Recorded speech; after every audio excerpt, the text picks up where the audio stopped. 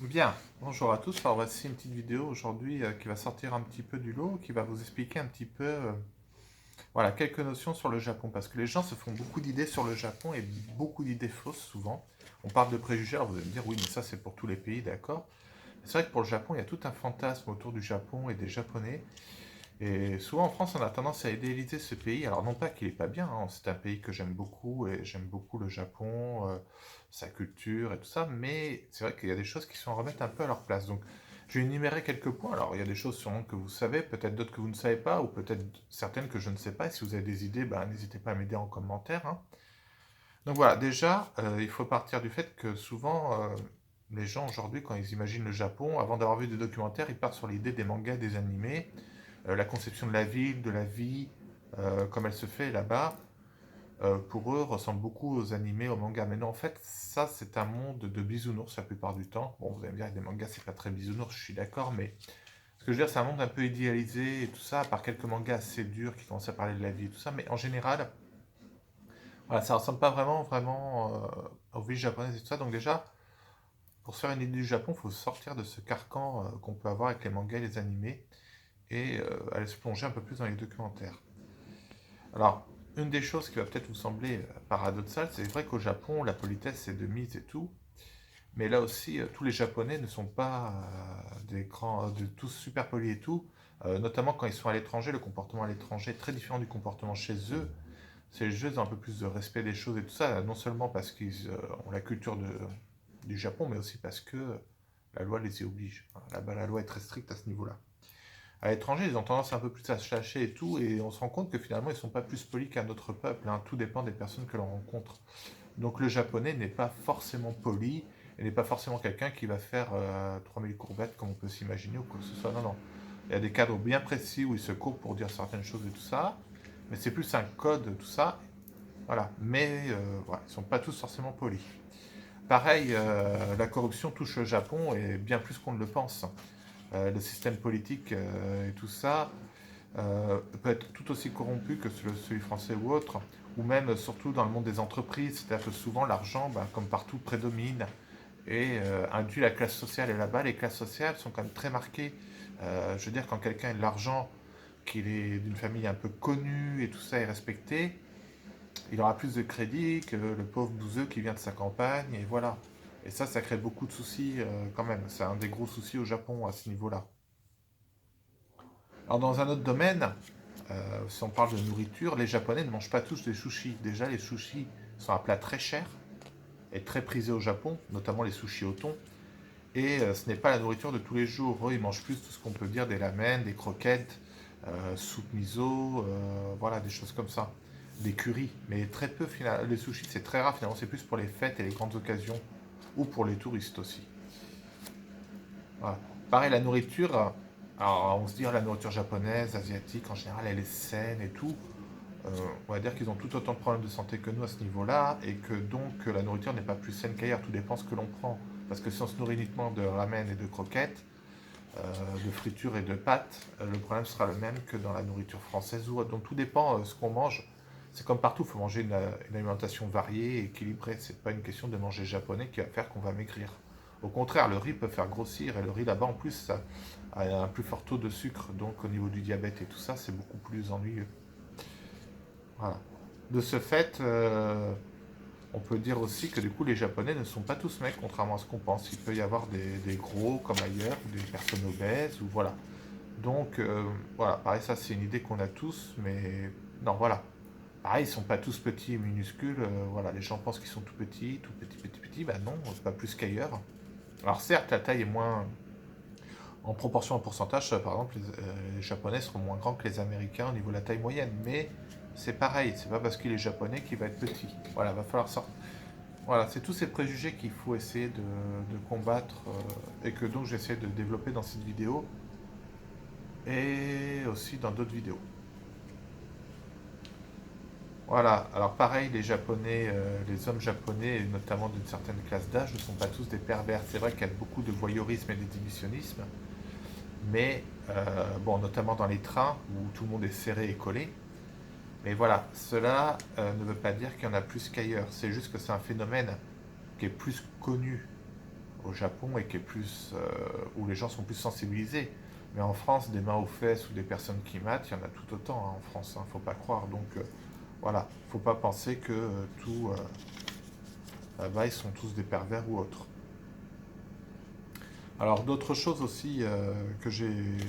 Les Japonais ne sont pas tous timides. Hein. Ah oui, oui. Alors là, les Japonais ne sont pas timides. Hein. Non, non, c'est pas ça. Ils sont réservés et ils font peut-être pas autant de bruit ou de chahut que d'autres gens, mais ils sont pas timides pour autant. Ils savent faire la fête, ils font souvent la fête hein, dans Roppongi et compagnie. Ça y va. Hein. Et pour en avoir rencontré, non, non, ils boivent très bien aussi l'alcool, ils font super bien la fête, il n'y a pas de souci, je veux dire, là-dessus la timidité c'est un grand mythe, hein. Franchement, voilà.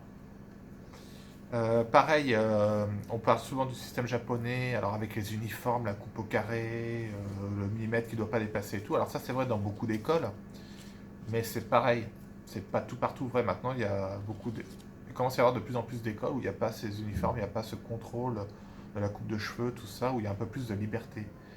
Voilà. D'ailleurs, en parlant des écoles, souvent là-bas c'est des écoles privées, mais c'est pas toutes des écoles privées d'excellence et tout ça. Tous les Japonais ne sont pas bons à l'école, tous les Japonais ne sont pas excellents en cours et tous les Japonais n'ont pas 18 de moyenne ou 20 de moyenne. Voilà. C'est pas tous des bêtes de travail.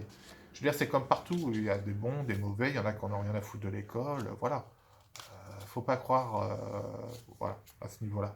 Et d'ailleurs, ils font pas tous du soutien le soir, ça aussi c'est réservé qu'à une certaine caste, à une certaine partie de la frange de la population, et notamment les élites, où c'est les parents qui poussent pour honorer le blason de la famille, et voilà.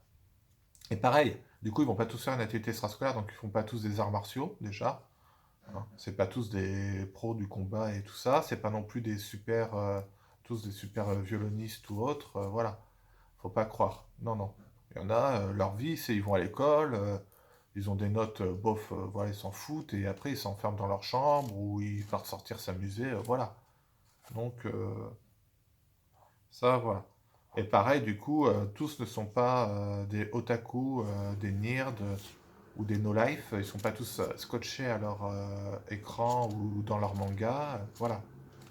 Les mangas, oui, ça fait partie de la culture japonaise, certes, mais comme nous, les BD font partie de la culture française. C'est-à-dire que tout le monde ne lit pas des mangas tout le temps et tout le monde n'est pas accro aux mangas, voilà. Et d'ailleurs, souvent, ils lisent des magazines de prépublication, des choses comme ça, mais voilà.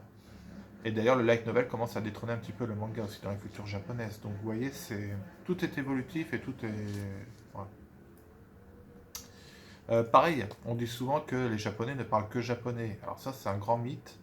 C'est souvent qu'ils n'ont pas envie de parler une autre langue que le japonais parce qu'ils sont très fiers de leur langue, très fiers de leur culture, et qu'ils estiment que les autres doivent parler comme eux leur langue et tout, et qu'ils n'ont pas envie de se fatiguer à parler en anglais. Mais la plupart des Japonais parlent très bien anglais, et d'ailleurs c'est dans le cursus scolaire japonais, c'est obligatoire de savoir parler anglais. Donc de toute façon, voilà. Là aussi c'est un grand mythe vraiment qu'il faut sortir. Pareil, c'est pas le pays des Yakuza, il n'y a pas des Yakuza avec des sabres à chaque coin de rue tatoués qui vont vous tuer ou autre. Donc ça aussi, il y en a beaucoup qui pensent ça. Mais là encore, c'est beaucoup de préjugés et de choses, voilà. Les Yakuza, d'abord, généralement, on les rencontre pas. Et puis, bien sûr, les rencontres, généralement, on s'en rendra pas compte, sauf si on a affaire à eux pour quelconque raison. Mais là, c'est autre chose. Et pareil, au Japon, ben, c'est pas un pays des bisounours, il y a aussi la petite délinquance, il y a aussi ce qu'on appelle les bouzous, donc il y a les bandes de motards, voilà, les bouzous, donc c'est les petits délinquants, voilà, qui vont agresser la petite vieille pour voler son sac à main, ou tout ça, quoi. Donc, voilà. Et pareil, la police, c'est pas tous des tout pinou pinou pinou, la police notamment, alors on dit, ouais, c'est trop bien, elle est pas armée et tout. Oui, d'accord, mais il y a des problèmes de harcèlement, il y a des problèmes de corruption, il y a tout ça aussi comme ailleurs, donc... Voilà. En fait, ce que j'essaie de vous montrer dans cette vidéo, c'est que le Japon est un très beau pays, avec des paysages sublimes et tout, avec une super culture. Les Japonais sont très bien dans l'ensemble, mais c'est pas le monde des bisounours, en fait, c'est pas le monde qu'on peut s'imaginer. Pareil, hein, tout le monde ne s'habille pas de manière à ojoku ou en cosplay. Hein. Vous attendez pas à avoir des Pikachu à tous les coins de rue et des cosplayers, des cosplayers à tous les coins de rue. C'est comme partout, il y en a pas. Et souvent, d'ailleurs, ils sont plutôt mal vus parce qu'ils sont traités de otaku, de nerd, donc voilà. Et pareil, les Japonais s'habillent pas comme des pieds, tout le monde pense qu'ils s'habillent n'importe comment. Non, non, il y a une mode japonaise très classe. avec des styles très modernes et tout, pas forcément avec le kimono et tout ça, donc voilà. Pareil, tout n'est pas kawaii au Japon, tout n'est pas mignon, vous n'avez pas trouvé du kawaii à chaque coin de rue, voilà, hein. Parfois vous pouvez avoir des coins de rue dégueulasses, parfois vous pouvez avoir des... Voilà, il y a des quartiers de bureaux, tout ce qu'il y a de plus classique, voilà. En fait, vous allez rencontrer des gens comme ailleurs. Voilà, c'est pas un pays d'extraterrestres, c'est pas un pays... voilà. Autre chose aussi, toutes les filles, elles sont pas super mignonnes, super cute, super kawaii, c'est comme partout, hein. Il y a des moches, il y a des jolies, voilà. Et bon, faut se méfier parce que bon, bah, il y a aussi tout l'effet du maquillage, parce qu'ils se maquillent beaucoup là-bas et tout, mais c'est pas pour ça qu'ils sont tous faits de la chirurgie esthétique ou tout ça aussi. Donc là aussi, des idées reçues, voilà. Pareil, les logements sont chers au Japon parce que le problème est qu'ils peuvent se répartir que sur très peu de territoire par rapport à la proportion de territoire qui est occupée par les montagnes et compagnie. Mais le reste, la vie en général n'est pas plus chère qu'ailleurs en fait. La vie est très abordable au Japon. Donc ça aussi, c'est une idée reçue qu'il faut s'enlever.